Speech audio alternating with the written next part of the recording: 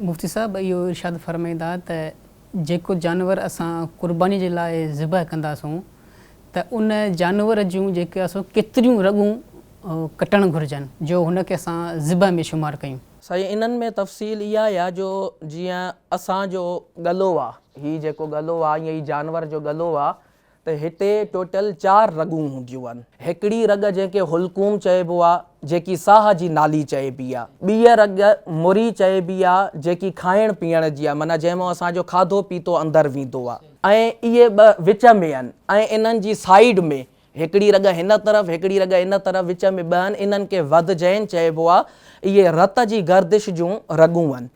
हाणे इहे 4 रॻूं थियूं त हाणे क़ुर्बानी सही थियण लाइ ज़रूरी आहे जो अक्सर रॻूं कटिजी वञनि। 4 ई कटिजी वियूं त क़ुर्बानी थी वई, 3 रॻूं कटिजी वियूं त बि क़ुर्बानी थी वेंदी। पर अगरि 2 रॻूं कटियूं या 1 रॻ कटी त पोइ अहिड़ी सूरत में क़ुर्बानी न थींदी।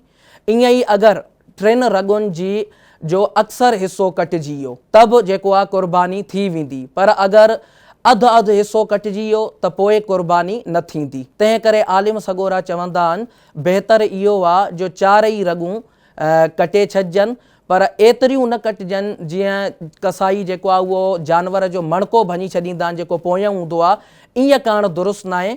सिर्फ़ु रॻूं कटणियूं आहिनि। 4 रॻूं कटिजी वियूं, जानवर खे तकबीर जी सीर अची वई त उहा क़ुर्बानी थी वेंदी। सिंधी सोशल मीडिया पेज खे लाइक कयो, फॉलो कयो ऐं शेयर कयो।